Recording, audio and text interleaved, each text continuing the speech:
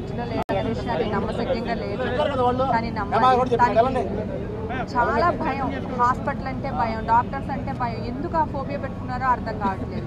వదిన కూడా నేను తీసుకెళ్తున్నాను రా ఎర్రబస్ ఆడియోలో కలిసినప్పుడు తీసుకెళ్తున్నాను, తనకి సర్జరీ కూడా చేపిద్దాం అనుకుంటున్నాము, ఒళ్ళు తగ్గుతాడు చూడు అంది.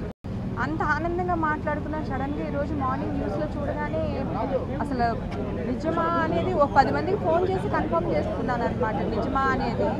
అలాగే రాత్రి కూడా పొద్దున హాస్పిటల్కి వెళ్దామని వాళ్ళ అక్కని వాళ్ళ సిస్టర్ వాళ్ళు వచ్చారు ఊరి నుంచి, వాళ్ళని కూడా ఆపేశాడు. ఇవాళ మార్నింగ్ హాస్పిటల్కి వెళ్దాము, టెస్టులు చేపిద్దాము అన్న వ్యక్తి ఈరోజు మన మధ్యలో లేడు అంటే నెగ్లిజెన్సేనండి. ఇది హెల్త్ వేస్గా మనం ఎప్పుడూ నెగ్లిజెన్స్ చేయకూడదు.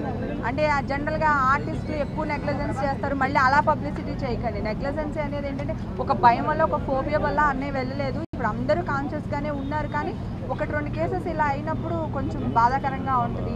దయచేసి అందరూ తన ఆత్మకి